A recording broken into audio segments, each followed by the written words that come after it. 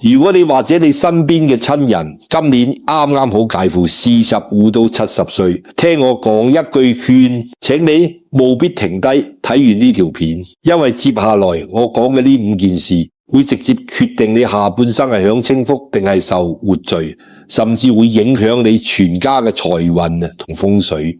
喺片尾，老師仲會教大家一個老祖宗傳落嚟嘅守財化煞口撇，非常簡單，但係可以幫你鎖住晚年福報。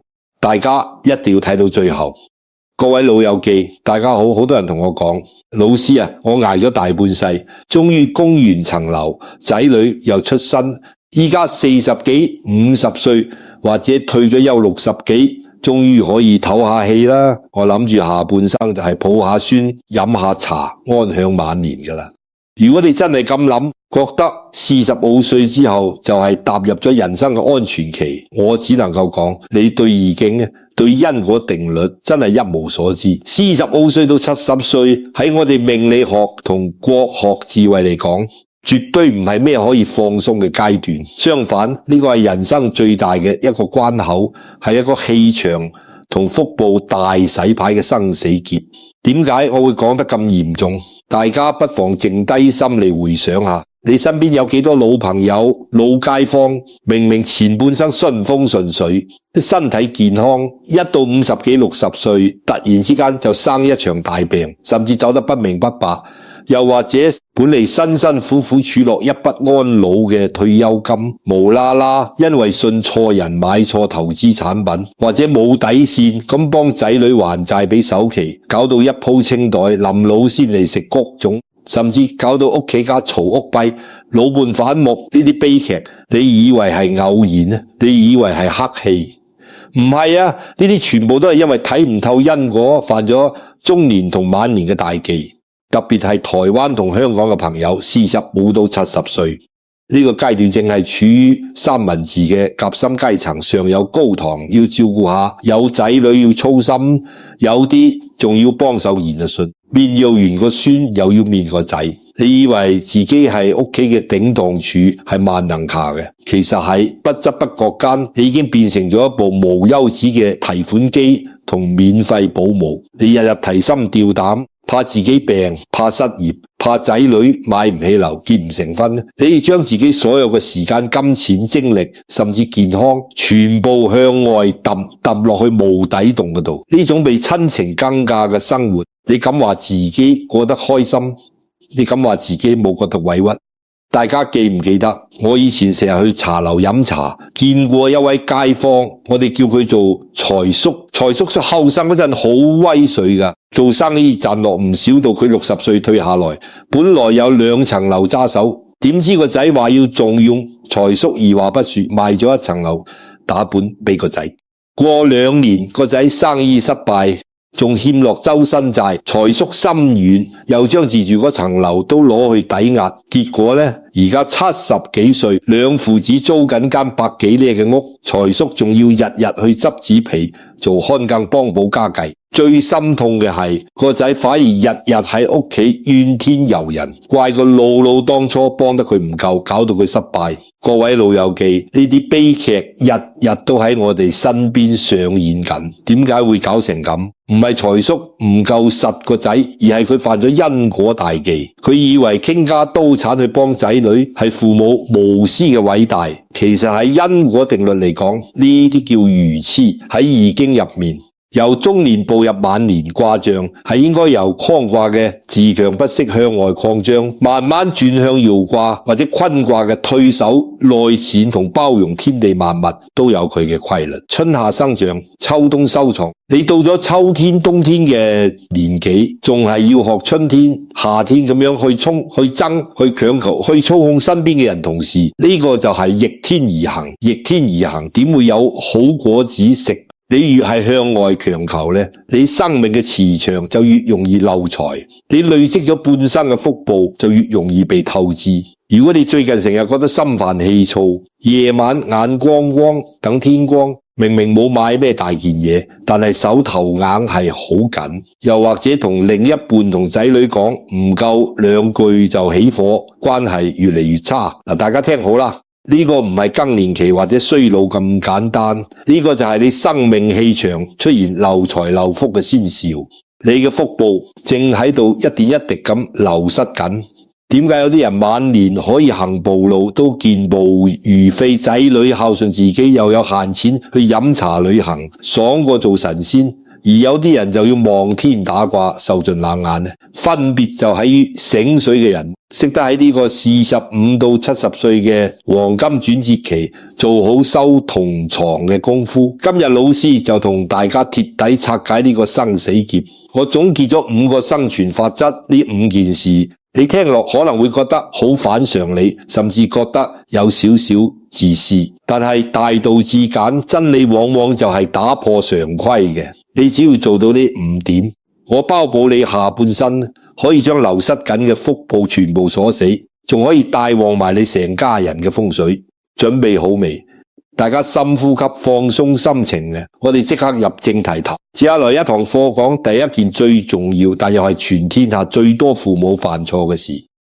各位老友記，我哋馬上進入第一個生存法則，亦都係全天下最多父母中招嘅一個死穴，就係錢。老師喺度大膽講一句，45歲打後，特別係退咗休嘅朋友，你手頭上嗰筆棺材本養命錢，就係你下半生嘅護身符，亦係你喺屋企保持尊嚴嘅唯一籌碼。記住我呢句說話，寧願做個孤寒嘅活神仙，都唔好做個傾家刀產嘅老好人啊！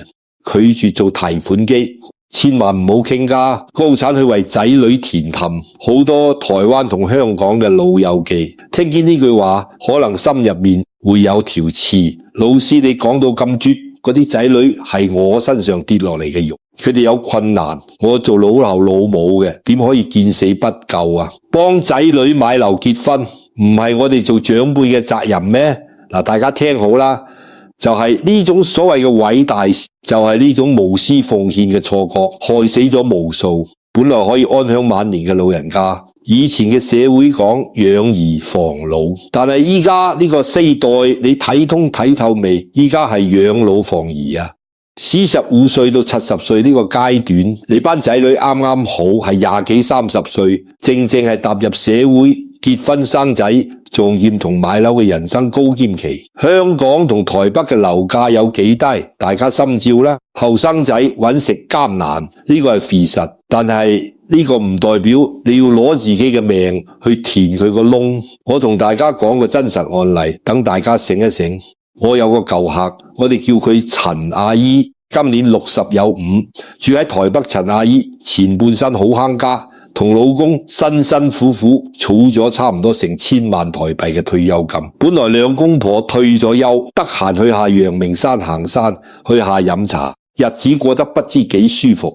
點知2年前個仔話要結婚，仲話女家要求一定要喺台北市區買層樓先肯嫁。個仔喊晒口咁翻嚟求陳阿姨，阿媽你幫下我啦，我唔買樓，女朋友就同我分手噶啦。你啲錢留喺銀行都係奉值，不如攞出嚟幫我俾首期啦，我第日一定會好好孝順你，讓你一世。陳阿姨心軟啊，諗住我唔幫佢，邊個幫佢？啲錢遲早都係留俾佢噶啦。於是乎，分住老公將大半世人儲落嚟嘅棺材本一炮過攞晒出嚟，幫個仔俾首期。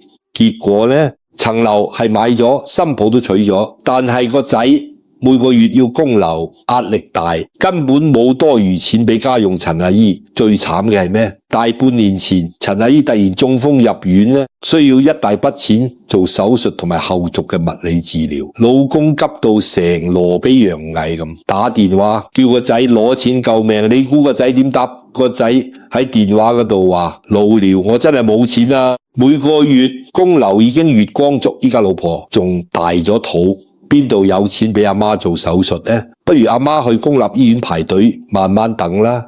各位老友記，陳阿姨喺病床上面聽到呢番話，眼淚流到枕頭都濕晒，嗰種心痛，嗰種絕望，真係慘過中風。呢個就係傾家窩產幫仔女嘅下場。你以為你俾咗錢，仔女就會感激你？錯啦！你將自己嘅腦底挖空到，你有咩頭暈身熱？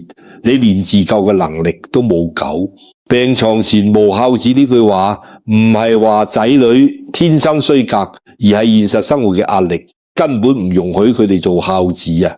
喺易經同因果定律嚟講，陳阿姨嘅悲劇係必然會發生嘅。點解？第一，易經有個卦叫損卦，講明損己益人係要睇情況嘅。如果你連自己嘅根基都損埋去盲目滿足仔女嘅渴望，呢個叫大凶。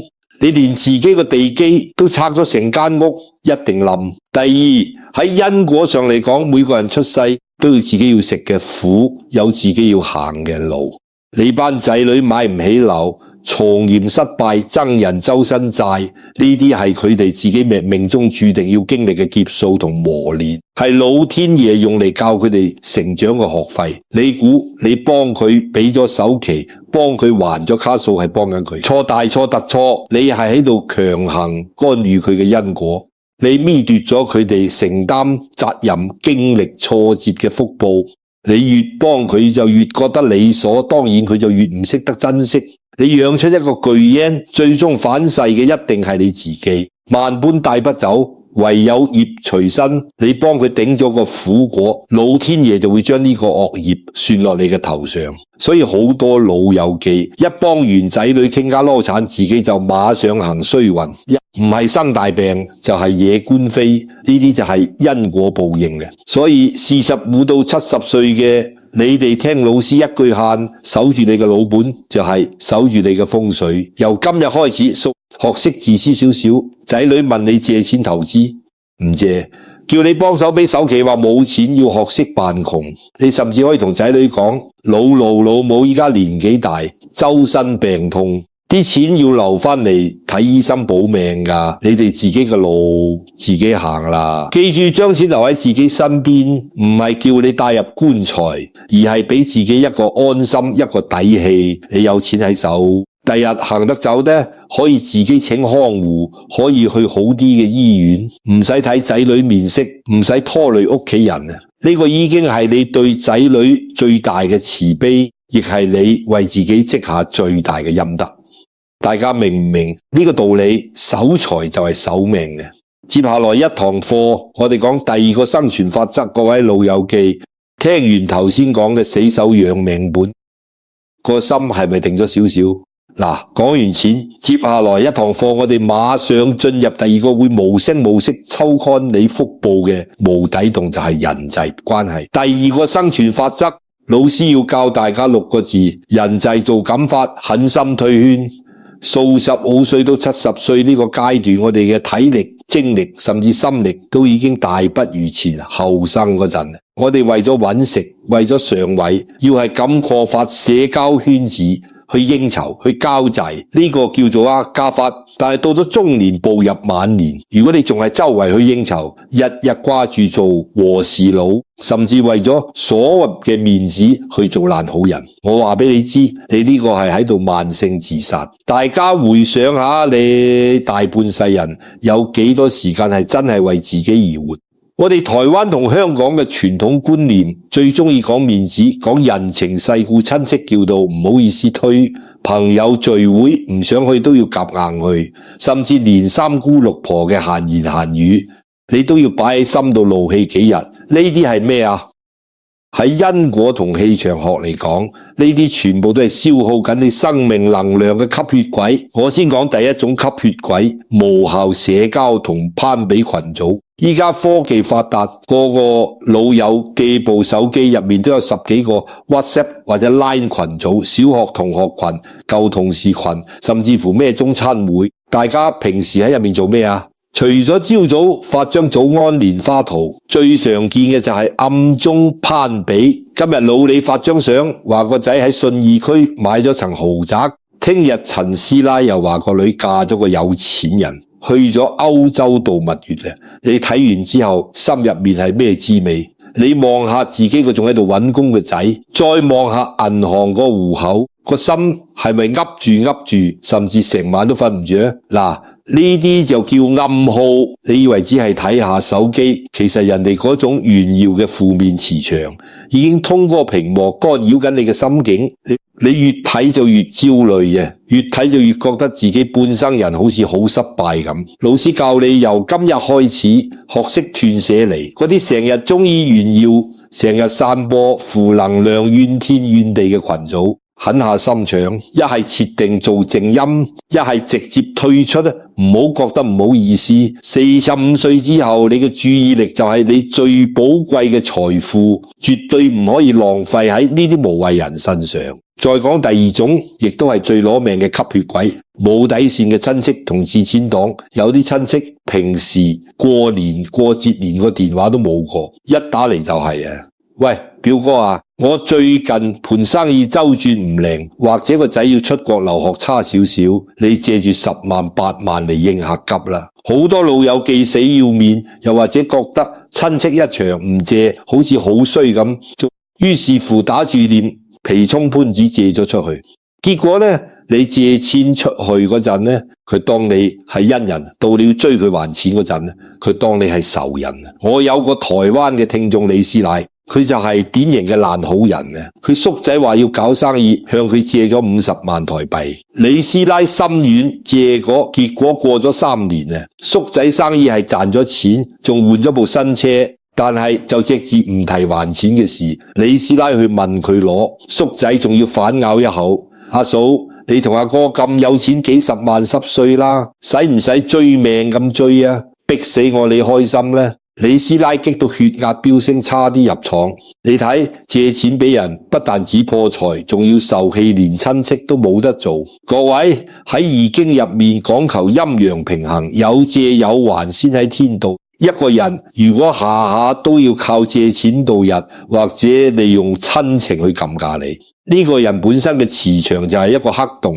你將自己辛辛苦苦賺翻嚟嘅正能量填落佢個黑洞度，到不但只填滿，仲會連你自己嘅福氣都吸走埋。所以面對呢啲消耗你嘅人，無論佢係朋友定親戚，你必須要學識一樣絕招。裝聾作呢，狠心說不，45到70歲，你已經唔需要再討好任何人。人哋借錢，你直接答：哎呀，真係唔好意思，我啲錢全部鎖死咗喺定期度，依家周身病痛，每個月睇醫生都要一大筆，我都自身難保啊！要學識扮窮扮弱，面子值幾多錢？你嘅晚年安穩，你嘅身心健康先至係無價寶。朋友圈子貴精不貴多，到咗呢個年紀，身邊有2、3個可以真心傾訴，得閒飲杯茶，大家磁場相近，唔會互相算計嘅老友，就已經係天大嘅福氣。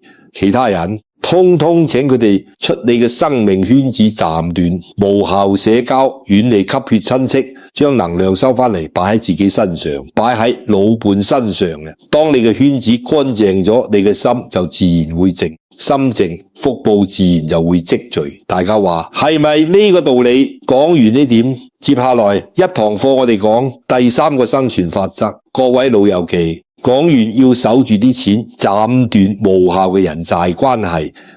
我哋嘅磁場已經乾淨咗一半呢，接下來一堂課老師要講嘅第3個生存法則，亦都係你45到70歲呢個階段最核心嘅基本盤，你嘅色身，即係你嘅肉體健康。老師要送一句好重嘅說話俾大家，由今日開始收起你嗰種死做爛做、捱生捱死嘅所謂責任感，養好你嘅肉身呢，你唔拖累屋企人，就已經係你對國家最大嘅功德，嗰筆係最高級嘅積陰德。好多台灣同香港嘅朋友，特別係45到55歲呢個初老階段，最中意做咩啊？最中意頂硬上，明明條腰已經痛到伸唔直，血壓又高，醫生叫你唞下，你點答點唞啊？老師，個仔讀緊大學要交學費，層樓仲有10年按揭，老口老母住緊老人院，每個月要找數，我唔做，全家食穀種啊！於是乎你繼續日日加班應酬飲酒，連病都唔敢請假。到咗60幾歲退咗休，你以為可以唞下啦？錯，你又轉移陣地，走去幫仔女2路孫，日日抱住個幾十磅嘅孫行上行落，搞到5勞7傷，膝頭哥退化晒。你心入面覺得自己好偉大。覺得自己燃燒緊生命去照亮屋企人，但係喺易經同天道規律嚟講，你呢種行為叫做逆天而行。黃帝內經講得好清楚，女子七七任脈虛，太沖脈雖少，丈夫八八天鬼竭徵兆，診狀衰。意思即係話，無論男女去到50歲上下，身體嘅氣血精氣就一定會開始衰退。呢個係大自然嘅規律，係天道。春天夏天草木茂盛，你要去搏殺去開創冇問題，但係45歲之後，人生已經步入咗秋天冬天秋收冬藏啊！老友記，你嘅五臟六腑已經勞損咗大半世，呢個時候天道叫你要藏要養，你偏偏要逆天而行，繼續透支自己嘅生命力，你話個天點會唔收你？我同大家講個殘酷嘅現實。我認識一位喺台北開牛肉麵檔嘅強哥，50幾歲人啊，日日企足10幾個鐘。佢老婆勸佢：阿強，你高血壓好嚴重，醫生叫你休息不如個檔口逢星期一休息啦。強哥話休一日唔見幾千蚊營業額㗎，我仲要幫個女儲首期頂得住。結果點啊？有一晚，強哥喺廚房暈低，腦充血中風。命就保得住，但係半身不遂。呢個悲劇嘅反噬有幾大？強哥本來想幫個女儲首期，結果中風入院 ICU 住咗個幾月之後，仲要請全職看護做物理治療。唔單止將本來儲落嘅首期錢使得一乾二淨，個女仲要辭咗份好工，日日喺屋企照顧佢。強哥日日梯喺張床度流眼淚，望住個女疲於奔命，佢個心痛到不得了。各位，呢個就係我想講嘅重點。你以為你搏老命去賺多幾個錢係幫緊仔女？錯，你小生一場大病，幫仔女慳翻幾十萬甚至幾百萬嘅醫藥費，幫佢哋慳翻無數嘅精神同時間，呢個先係真正嘅幫緊佢哋。我哋成日講究病床前無孝子，好多老人家聽到呢句覺得好灰心，覺得人性好恐怖。但係老師同你睇通睇透佢，呢個唔係仔女衰，而係現實太無情。你諗下，你啲仔女40歲左右，正是死而搏殺期，自己都有細路要養，有樓要供，你突然冧低咗，佢哋要返工，要二兜仔，仲要日日頻目去醫院睇你，就算佢哋有心，個肉身同精神都頂唔順啦。慢慢佢哋嘅語氣會變得急躁，面色會變得難睇。你偷喺床度受人面色尊嚴盡失呢，到時你就算有幾多後悔，都返唔到轉頭。喺佛學嚟講，我哋嘅肉身叫做色身，係我哋靈魂修行嘅載體。如果呢隻船穿晒窿，你連自己都渡唔到，仲點樣去到屋企人？所以45歲到70歲嘅你哋，生存法則第3條，請你將向外求嘅心徹底轉為向內觀。由今日開始，將你嘅健康擺喺人生嘅第一位，食飯食7分飽，夜晚11點前乖乖地去瞓覺。仔女啲閒事由得佢哋自己去煩，邊度有錢賺呢？要你去捱夜，直接推咗佢。你每日去公園散下步，拉下筋，曬下太陽，保持心情開朗，保住自己對腳行得走得，自己行得去廁所，自己食得落飯。呢一份健康就係你留俾仔女最豐厚嘅遺產，亦係你下半生最大嘅福報同尊嚴。大家話係唔係咁話？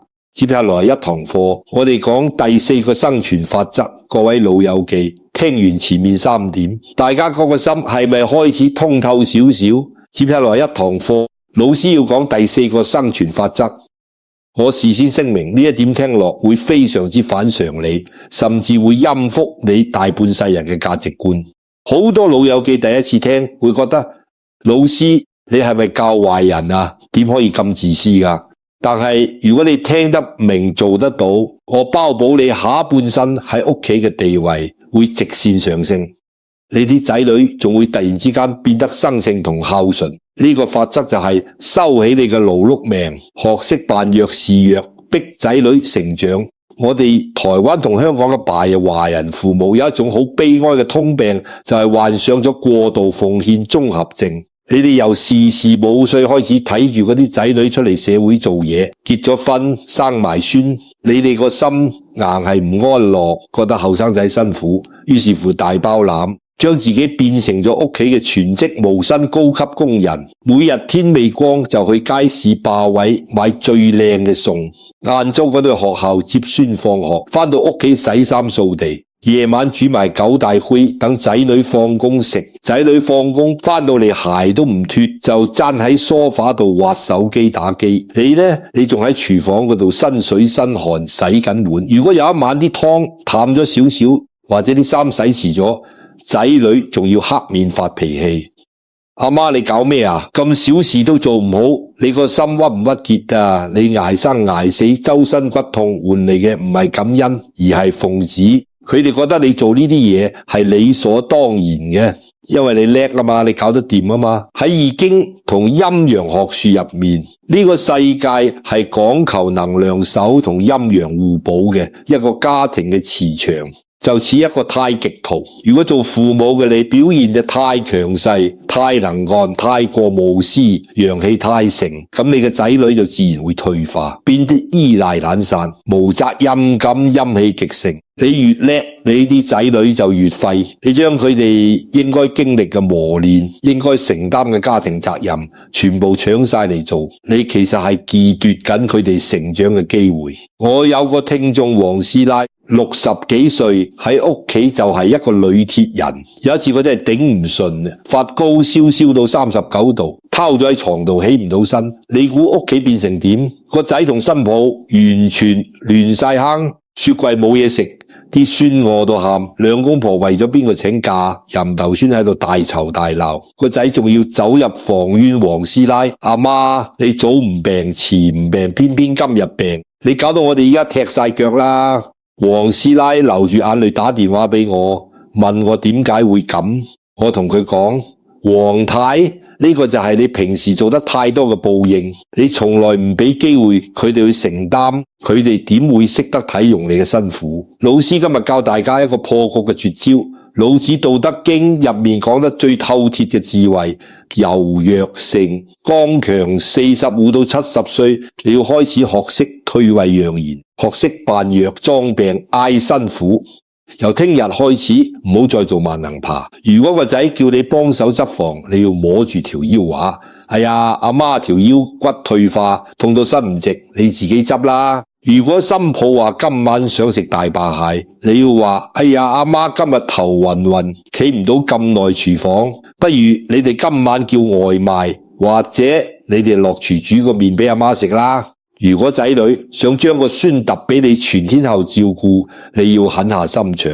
老母年紀大血壓高，味道唔掂咧，最多禮拜6日幫你睇半日。平時你哋自己請保姆或者自己諗辦法啦。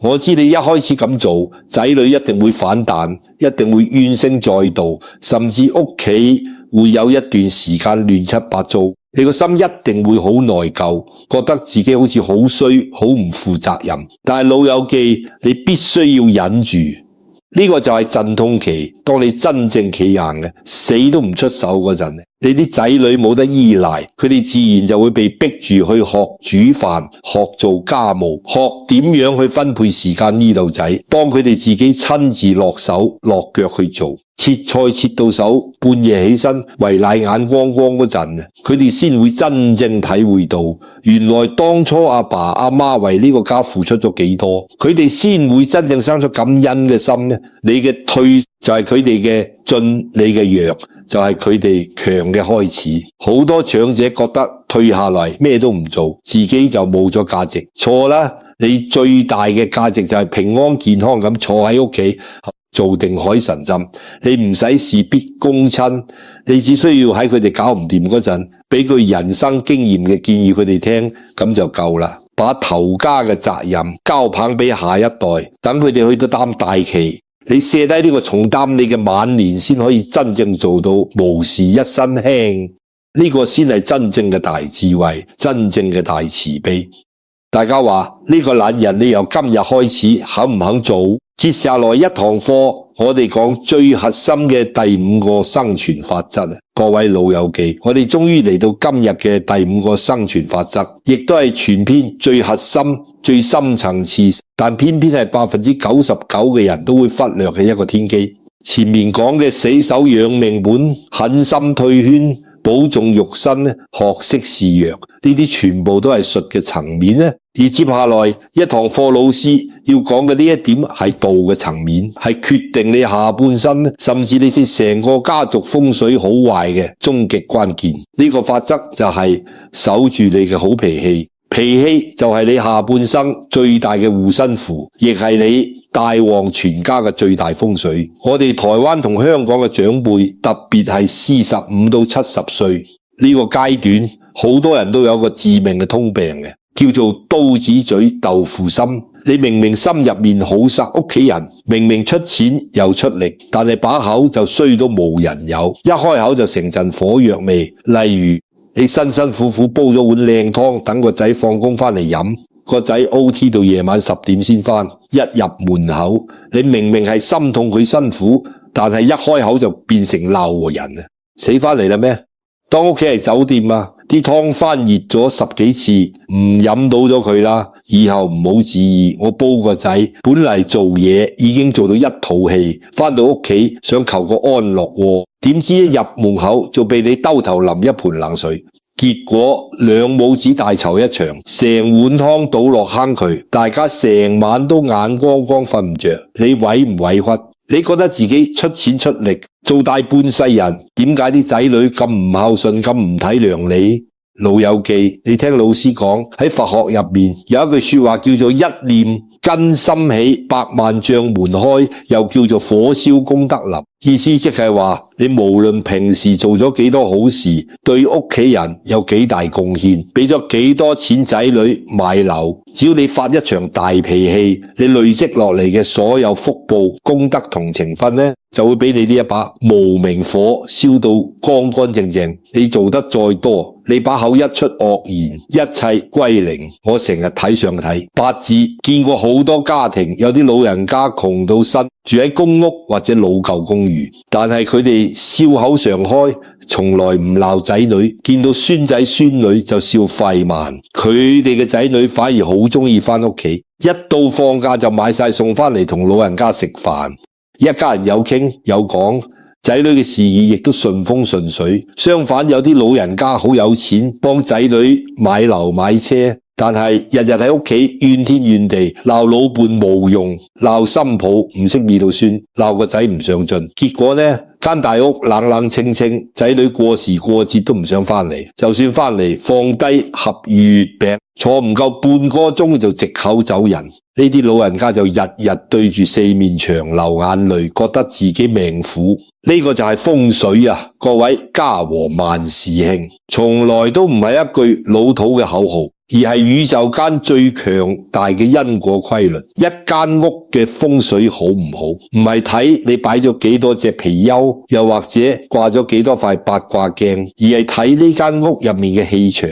你日日發脾氣，日日抱怨，你個人就係一個釋放負能量嘅殺氣源啊！財神爺最怕咩？最怕殺氣。你日日家嘈屋閉，財神爺行過門口都兜路走啦。你唔單止搞到自己血壓高、周身病，你仲會將你嗰啲仔女嘅財運同好運全部鬧走晒。所以45到70歲嘅你，想晚年爽過做神仙，想仔女發達啊，你必須要學識閉口哥。由今日開始，睇唔順眼嘅事，當睇唔到、聽唔入耳嘅說話，當聽唔到仔女點樣教佢哋嘅下一代，由得佢。仔女放假中意瞓到晏晝12點，由得佢老伴買錯餸，由得佢遇到唔如意嘅事，深呼吸，微微笑，講一句好啊，你哋話事啦，我冇意見。當你嘅心態變得柔和，當你嘅面容變得慈祥，你成個人嘅氣場就會由殺氣變成祥瑞之氣。仔女返到屋企覺得舒服冇壓力呢，自然會成日想親近你。你嘅好脾氣就係屋企最頂級嘅風水陣，守住你嘅脾氣就係守住你嘅福報。各位老友記，今日老師同大家傾咗咁耐，講咗咁多嘅因果同易經嘅智慧。我知大家平時生活忙碌，我驚你哋轉頭就唔記得。老師依家再長氣啲，幫大家做個重點回顧，將呢5個護身符深深印入你個腦嗰度。第一，死守養命本咧，絕對唔好傾家，國產幫仔女填氹，留翻筆錢傍身錢就係你嘅尊嚴。第二，狠心推圈，斬斷一切無效社交同吸血親戚，將能量同時間留翻俾自己。第三，養好肉身，收起勞碌命，保重身體，唔生大病拖累家人就係最大嘅積陰德。第四，學識示弱，唔好再做萬能俠，適當扮病扮弱，將責任交棒，逼仔女成長。第五，守住好脾氣，唔好火燒功德林，脾氣柔和先係屋企最頂級嘅招財風水。各位老友記，人生如夢，轉眼就過咗大半世。你由20幾歲出嚟社會捱世界，結婚生仔，為咗供樓，為咗頭家，你受過幾多委屈，流過幾多汗水，老天爺全部都睇喺眼入面。你已經為身邊嘅人活咗大半世啦，你做得夠好啦，委屈夠啦。接下來嘅下半生，老師希望你徹底放開執着，自私少少，為自己而活。你唔欠任何人，你只係欠自己一個安穩快樂嘅晚年。萬般帶不走，唯有業隨身。呢個世界最好嘅風水，從來都唔喺外面，而係喺你嘅心入面修心，即係修明。當你放低強求，順應天道，你嘅晚年一定會越嚟越順，越嚟越有福氣。如果你覺得老師今日講嘅呢番話對你有少少啟發，或者解開咗你心入面嘅一啲結，老師喺度邀請大家做一個積福嘅動作，請你依家動動手指，俾個 like 呢條片，撳埋訂閱。最重要嘅係，麻煩你喺下面嘅評論區打出放開執着，迎接好運呢8個字。你唔好睇少呢8個字。當你喺評論區打出嚟嗰一刻，你就等於喺呢個道場點咗一大名。呢個就係一種強大嘅善念共振，你嘅善念會反彈返去你自己同你屋企人身上，幫你擋災化煞，迎接好運。同時，老師強烈建議大家將呢條片轉發俾你嘅老伴或者身邊45到70歲嘅親戚朋友，用贈人玫瑰手有餘香嘅心態去提醒下佢哋。如果你嘅朋友因為睇咗你轉發嘅呢條片，少破一次財，少生一場大病，少生一次氣，呢啲全部都係你累積嘅無量福報同陰德呢，分享即積福，一齊改變命運。大王屋企人，多謝大家收睇，祝大家晚年安康，心境平和。我哋接下來一堂課再傾阿彌陀佛。